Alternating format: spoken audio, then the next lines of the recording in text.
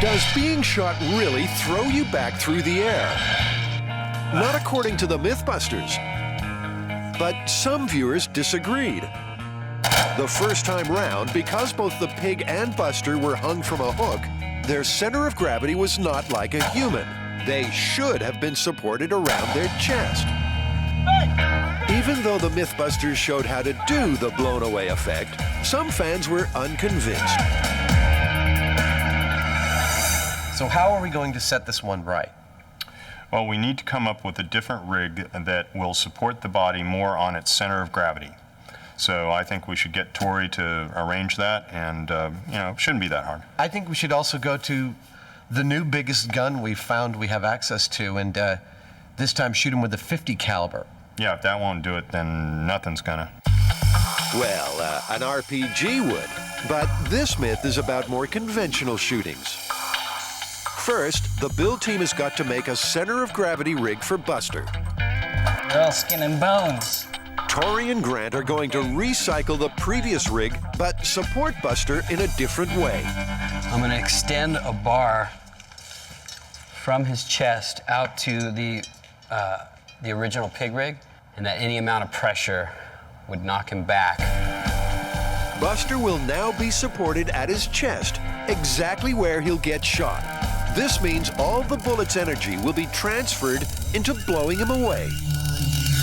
Okay, now the question is, how much force is it going to take to get him off of there? The team need to prove that only a minimal force will knock him off. Because if a tiny force can make him fall down, then a powerful bullet should send him flying back. You're going to throw him over with a glove. Okay, try not to hurt him.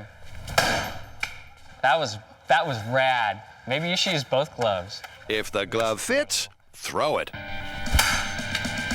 Okay, wow. He needs something a little heavier, like a bolt from the blue. Across the shot. That's where that one's going. Good shot. The gloves are off, so Tori opts for a baseball instead. That's it. It's strike 3 for Buster. I just tested the rig. If I was able to knock the dummy off with a baseball, a bullet is gonna have that much more force. It should be able to knock it off, and then we'll be able to see if it knocks it 6 feet back. Now, Buster's got a date on the range, and he needs to look his best. So, Tori makes him a new head, while Carrie carves out a bulletproof plate. The impenetrable steel will ensure that the bullet's full kinetic energy will be transferred to Buster, and maybe knock him back. If we manage to capture all of the bullet's energy on this plate and Buster still doesn't get blown back, I think that we can positively say that this myth is completely and totally busted. Before Buster faces the firing squad, he first needs his bulletproof vest. He's ready to take one for the team. And first up, it's the shotgun. Okay, 12 gauge deer slug at 20 feet. And 3, 2, 1. His head came off. Well, he'd certainly be dead, but a Hollywood special this wasn't. He didn't fly back okay. 6 feet. No, he just crumpled. He just fell right where he was. I mean, his feet are still exactly where they were, Yeah. except one leg is broken. Broken leg is the least of his worries, as the high speed shows. See the bullet hitting? I can see him sliding off the rig, and he's moving backwards maybe an inch. This is exactly what we saw the last time we did this test. He just got shot, that's This it. is the deer slug with the rig in the center of his gravity, just as we've been asked to do, busted. Let's move to the .50 cal. With his head and leg back on, the team also add the half-inch thick steel so that the full force of the .50 cal is transferred to Buster's center of gravity. Did you see the .50 caliber? That's rad. It's like the Acme Bugs Bunny banana ball. That's huge. They're little missiles. Are we gonna get a chance to shoot, I wonder? Actually, no. That honor falls to its owner, Brian, even though he's yet to have a chance to shoot it.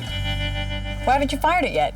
Well, it's too powerful for most of the local ranges, and the property I have to shoot it at is a swamp for 6 months out of the year. Are you excited? Oh, yeah. It's kind of hard having this sitting at home and just looking at it day after day, night after night. Not that I really do that, but it sounds good. Note to self, turn down invitations to Brian's place. It's Buster's last stand. 3, 2, 1. Buster's down for the count, but he's not blown away. That one rattled my bones. I still feel it. But how much of the bullet's lethal momentum did he absorb? Let's see. The round hit Buster right at his center of gravity and pierced the plate. Look at the deformation on this. That is a lot of kinetic energy. But where did it end up? Oh my God. Wait. Lodged in his spine. Is that it? Buster took the force of the 50 cal and still just slumped. We had 100% of the kinetic energy on Buster, and he still did not fly back. I would say that this is busted, busted, rebusted, and busted. Well, yeah, I'm satisfied by looking at this. Let's check out the high-speed footage. He went back a full 2.5 inches there. If that. He's not flying back. No. No, that wasn't flying back.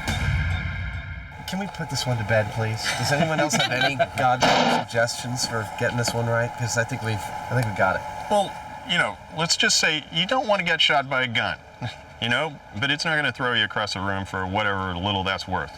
And so stop doing it in the movies. If it doesn't make any sense, it just looks fake. That's because it is. The fly-by-wire boys do it every time. But catch an older movie before this trick was invented, and everyone just slumps. And the final nail in the coffin of this myth comes courtesy of Newton. His third law states that any action has an equal and opposite reaction. So if Buster was going to be blown away, then our sharpshooter would have to be thrown an equal distance backwards. You know, I never cease to be amazed at how riled up people get when they think we've gotten something wrong. And I'm glad we redid Blown Away, but I don't think we came up with anything too radically new with it, do you? No, and you know, we again talked to an expert. We talked to a guy from the FBI that is a crime scene investigator, and he verified that this just doesn't happen. It's busted again. According to the 5-second rule, food that has been on the floor for 5 seconds or less will be uncontaminated. Good. To test the myth, Adam and Jamie have placed bacteria contact plates on different parts of M5's floor for 5 seconds apiece. 5. The plates have been incubating for 24 hours at body temperature to see just how much bacteria they've picked up. Let's scoop them up. Ooh. They're all kind of yummy, aren't they? Oh man, this stuff is rank. Yep.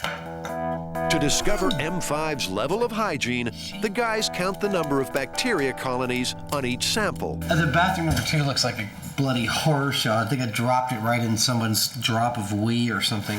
Shop floor number 2, 132. Lunch table number 2, Yeah. 26 colonies. Adam's like a kid with a new chemistry set. I love having bacteriological test stuff. Come to think of it, Adam is a kid with a new chemistry set. Later on, I want to lick one of these and get a dog to lick one and see if my mouth is cleaner than a dog's mouth. How are you going to feel if it turns out your mouth is dirtier than a dog's? That's fine. It's served me just fine until now. There's no reason to freak out. Adam's busting to check the results of the toilet seat myth, and it's a eureka moment. Whoa! There is almost no bacteria on the toilet seat. That is so cool. We have proven a myth. Looking at our samples just briefly from all over MythBusters, your toilet seat seems to be the most bacteria-free. Well, you know, that doesn't really surprise me a whole lot because we're testing the floor, you know? But people don't rub their bare bottoms on your floor all the time.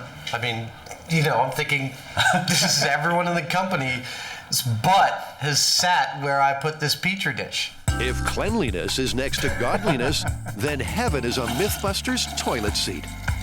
Toilet humor aside, what did the floor test show? On all of these figures, there's sometimes a very wide variability between two spots we chose that were side by side. I mean, we might not end up testing the 5-second rule here.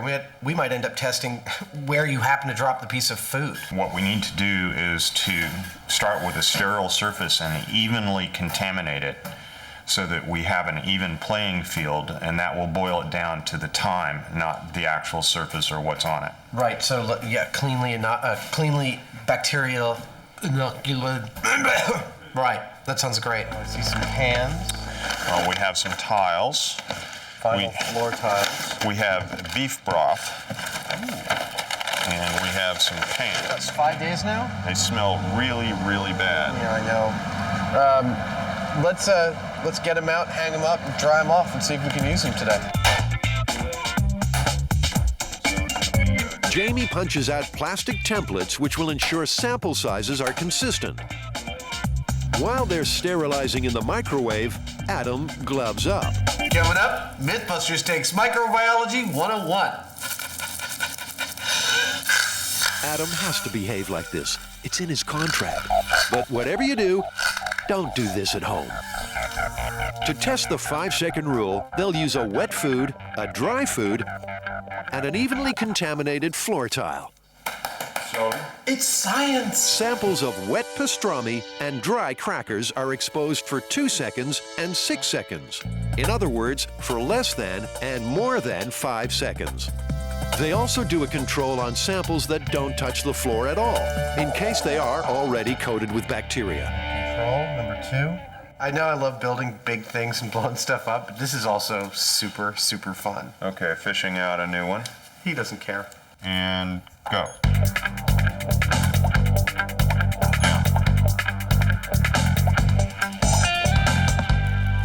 And the bulk of our MythBusters bacteriology test is done. So this is supposed to be our definitive test of the 5-second rule. What do you think is actually going to happen? I don't think there's going to be any significant difference. I tend to agree with you that there's not going to be a significant difference between 2 seconds and 6 seconds. But shall we start counting? The results show that all the food did pick up bacteria from the floor tile. 21 for cracker, 2 seconds. But the wet pastrami picked up more than the dry crackers. 322 for meat, 6 seconds. On the crucial question of time, the results were less than definitive, with no conclusive distinctions between the 2-second and the 6-second samples. So does that mean that it's better to eat crackers that have been dropped on the floor than pastrami that's been dropped on the floor? Well, not exactly, but it does mean that if there is something harmful there on the floor, the odds are the pastrami is more likely to pick it up. But what about the 5-second rule? Was there a difference between the samples dropped for 2 seconds and the samples dropped for 6 seconds? Well, I don't think the results were all that conclusive, but as far as I can tell, time didn't seem to be a factor because all the samples seemed to show about the same amount of contamination no matter how long they sat on the floor. But I'm not ready to put this one to rest just yet. I think we have one more test to do. It's not really about the food and it's not really about the floor, it's about the time. And I'd like to eliminate the food and try applying our contact plates directly to our inoculated floor surface for the correct periods of time, 2 seconds, 6 seconds, and see if there's any difference in how much bacteria they pick up. I think that makes sense. It's removing all the other variables. The 5-second rule has been around a long time, and it's not giving up without a fight. By leaving out the food in this final test, they eliminate every variable, except the crucial one, time. Well, in another 24 hours, we're going to know the answer to the age-old question. Of the 5-second rule. Load me up. 24 hours later, it's time to count the colonies. If there's any truth to the 5-second rule, the 2-second plates should have far less bacteria than the 6-second ones. Whoa. Wow, that's Dude. 2-second exposure is huge. The colony count is so massive as to be uncountable, but It looks identical for both. There's no discernible difference between the samples, regardless of how long they spent on the floor. This is really the definitive test for this myth. We could test a million different foods and get a million different results. But right here, eliminating all other factors purely on time, a 2-second exposure as opposed to a 6-second exposure, there's no difference. They're almost identical, or they are identical. Yeah. So that's an excellent result. The final bell has tolled, and this myth looks out for the count. 5-second rule, what's the verdict? Well, I think we were both pretty clear on what the results would be, and it took a little while, but we got it. There's absolutely no correlation between how much bacteria food picks up and how much time it has spent on the floor. In fact, it seemed like it was all about everything else but the time. It was how moist the food was, the surface geometry of the food, what was on the floor and how contaminated it was, and all those kinds of things. Yeah. But it wasn't about the time. We got to figure out a bunch of other cool stuff, like the toilet seat's the cleanest place in your shop. And that your mouth's dirtier than a dog's. And speaking of which, are you going to let your kids eat off the floor? Well, I'm raising them off of your life story that you told me. I figure if they eat off the floor until they're 8 or 10, they'll have a super hardy constitution. Yeah, right. Well, the myth is busted one way or another. It's totally busted. Bada bing, bada boom. Look at this poor guy, Jamie. I mean, he's been burnt, bashed. Yeah, beaten and blown up. I mean, we have absolutely trashed this dummy. Yeah, it's time Buster had a totally new body, built from scratch, I think. Remember when we first got him, how pink and perfect he was? Fresh as a newborn baby. Got it. Oh. It was the start of a great adventure. In this box right here is the new star of MythBusters.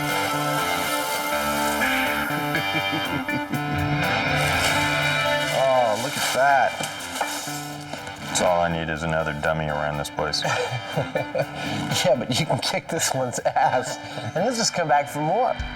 What part of the body is That this? would be the, goes in Oh, the that's the torso. stomach, okay. Wow. Oh, that's beautiful. This is like a giant-sized G.I. Joe. Take a really good last look.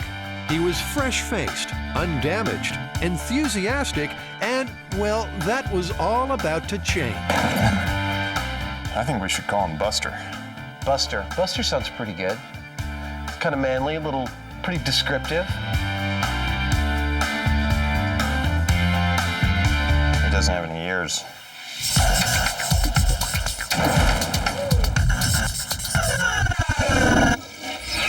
And so to Buster's first job, the exploding toilet. A can of flammable gas is somehow emptied into the bowl. Homeowner sits down, drops a cigarette between his knees, and the MythBusters used gunpowder. How much? I put it all in there. That's too much. Half of it. That's a hell of a lot. Should give you one hell of an effect. For Buster, it would be a baptism by fire. If you can lift his thighs, and I'll scoot him back. Okay, here we go. Okay. There we go. He was about to learn 2 valuable lessons. First, even for a crash test dummy, smoking is bad for your health. And second, you really should ask a few questions before signing on for TV stunt work. Are we good to go? Yep. Ready. Go.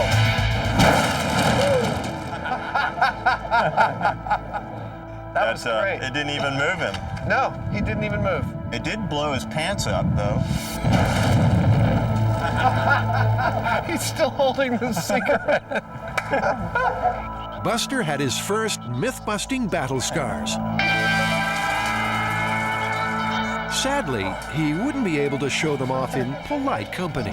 Yeah, I've had days just like this too.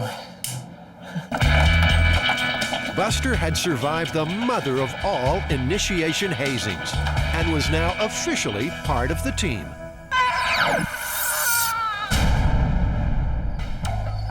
Well, that was Buster's very first baptism of fire. Yeah, Buster is trashed. And that was not remotely the worst that we put him through. So we've come to a place called the Bone Room To get some bones. to rebuild Buster. There aren't too many places around where you can buy human bones, but you can at the Bone Room, and plenty else besides. is that? It's a giraffe vertebra. Look at the size of it. Crikey! So, Christina, we actually need some human bones and arm and leg bones specifically. Pull this. There you go. That is one human femur. It's normally a hangout of taxidermists and med students, but Jamie and Adam are looking for bones to test for strength to help with the rebuild. And there are your bones. Okay, well, we have some great supplies to help us rebuild Buster. Because while he was designed to be in car accidents, what the MythBusters did to him took him far beyond the call of his original duty. Yeah, we came down on him like a ton of bricks.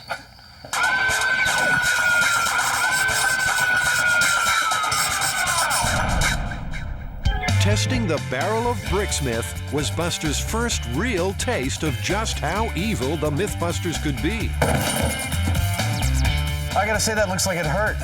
And that was just the warm-up. The guys had something far more painful in mind.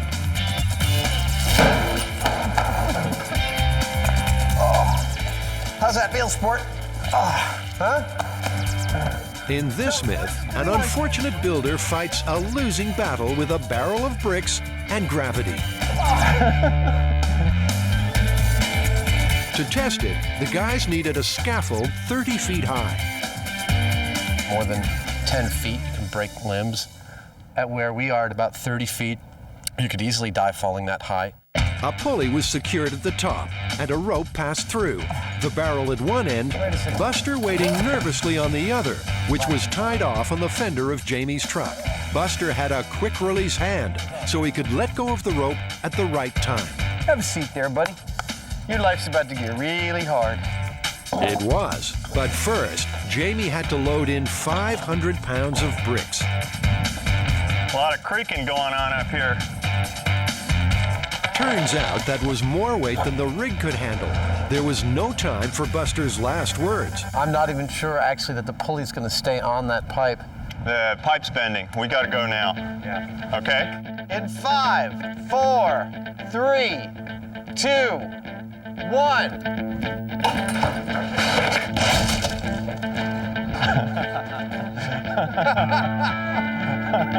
The barrel didn't fail. The barrel didn't break. Buster was left hanging. And there would be no escape for our hero. The barrel was weakened, a board placed in the drop zone, and once again, Buster was ready for liftoff. 3, 2.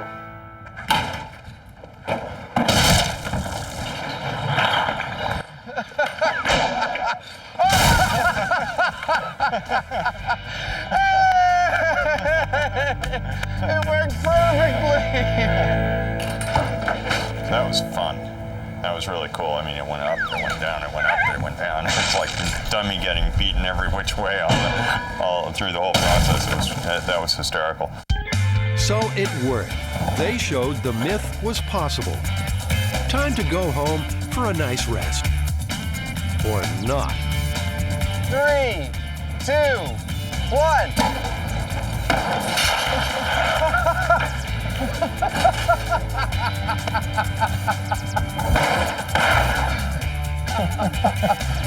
Well, the guys were happy at least. Buster had broken ribs and legs, but they seemed willing for him to pay that price. We broke and crashed this dummy, man. I think that's a red letter day. Yeah!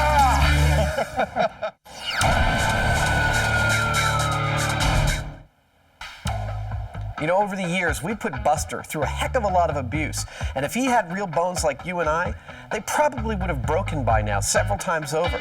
So we thought, as long as we're rebuilding him, why not give him something that breaks exactly when real bone would break? So the first thing we need to know is exactly what a real bone will take. And I built this machine here which will tell us exactly that. All right, so lower it down. Okay, here we go. That's a femur, and there's 200 pounds on the bar. Well, that's taking the weight. Okay, up to easy. Yeah, I'll put on 25 more pounds. The femur is generally regarded as the strongest bone in your body, but you won't believe how strong. 500. Come on, break already. I don't know when this is going to end. Somebody's been eating his Wheaties. The human race. No way. 600 pounds coming up. Oh, 625. 625. Oh! Man, that was violent. 625 pounds. That's a, That sounded like a gun went off. it did. It sounded like a gunshot. That was really intense. So now we need to find a material that'll take 600 pounds, but not 625. Because it's happened before, and it's likely will deliver that kind of force to Buster again and again and again. Man, Jamie, it snowed like crazy out here last night. Yeah, this is how it snows in San Francisco, in plastic bags. We've got to take a look at the myth of whether or not a clothed snowman melts slower than a naked snowman. Can we show a naked snowman on television? This is a family show. Maybe we'll put a fig leaf. At any rate, let's just get started making some snowmen.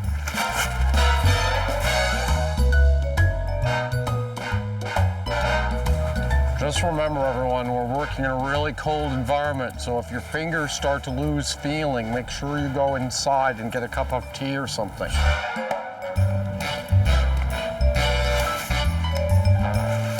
That would be Adam's untrimmed nose hair.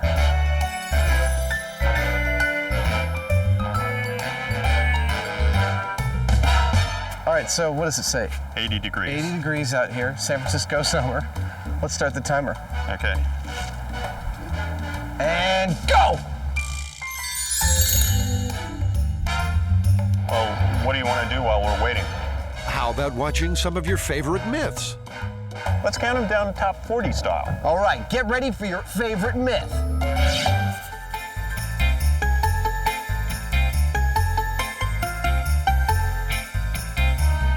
All right, so a check-in on our snowmen. Let's see here. That looks a lot more intact than yours does. Yeah, I mean, mine's just completely collapsing. It was just as big as yours when we started. We've been going for a couple of hours now.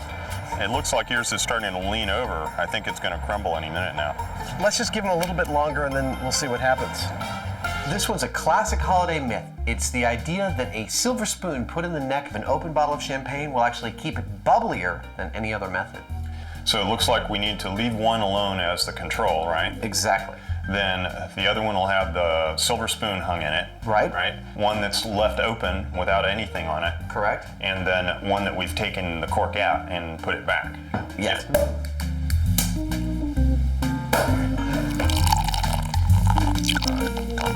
Ooh, I'm feeling a little lightheaded already.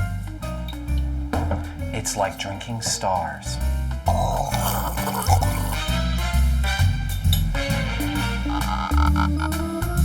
So we have our control, the silver spoon, the open bottle, and the recorked bottle. Okay. All right, so we'll check them out tomorrow and see which one remained the bubbliest. Well, now we get to check out what the viewers voted as their next favorite myth. Cat like the old man. Cheers. Well, Adam, it's been 5 hours and 40 minutes out here. The snowmen have been merrily melting away. Yep. What do you think? Well, on the surface of it, without undressing your snowman, I think that the myth is completely confirmed. A dressed snowman is melting a lot slower than a naked snowman. It's like keeping it in a cooler. Yeah, absolutely. Look at that. Barely melted at all. You can see it melted a lot more where there wasn't a coat. Wow. So, what's next? All right, well, it's been 24 hours. Our champagne has been sitting in the fridge. Well, let's pull it out and see what it tastes like. All right.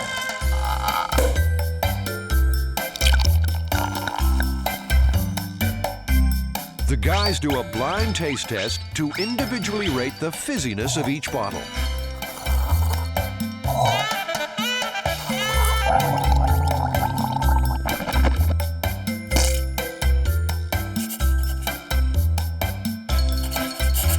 Shall we see how we did?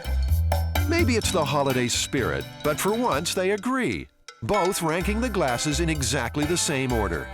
J3, J4. Okay, now for the real test.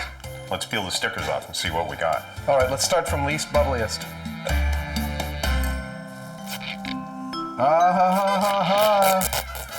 Silver spoon was the least bubbliest. Open bottle. Yep. And that one would be the corked. Whoa! For some reason, we thought the control bottle was not as fizzy as the recorked bottle. I think pretty handily we struck down the silver spoon as a preservative for bubbliness. Well, that's another Christmas myth up the chimney. So, Adam, what's our next Christmas myth? This next myth is based on the idea that it could be so cold outside that if you went outside and had a wee, your urine would freeze before it ever hit the ground. And we've built this little freezer where it's actually like 70 below zero. It's right off the scale. Yeah. Well, the coldest ever recorded in the continental United States was in Montana in 1954, and it was 69.7 degrees below zero. Well, that means our freezer here is right on target, and I've got my fake peeing rig here. All right, Jimmy, I don't think I can hold on anymore. You ready to try? Yeah. Okay. Take the hemo off there. Let's see.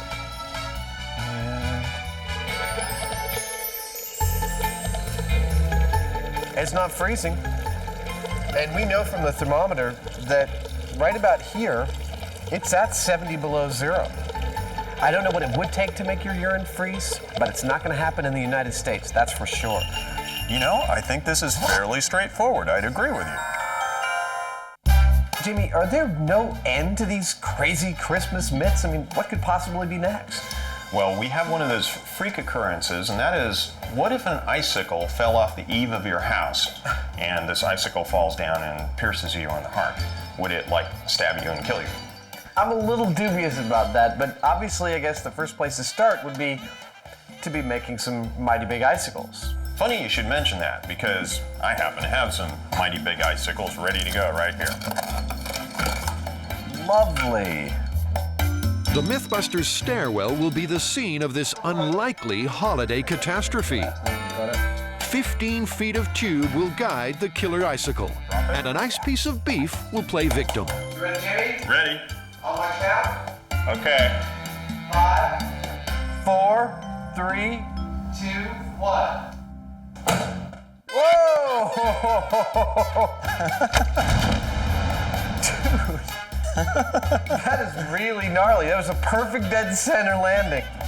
That looks kind of deadly, doesn't it? If you take away all the other stuff, like it's probably not going to fall correctly and all that stuff, a reasonably sized icicle can be deadly.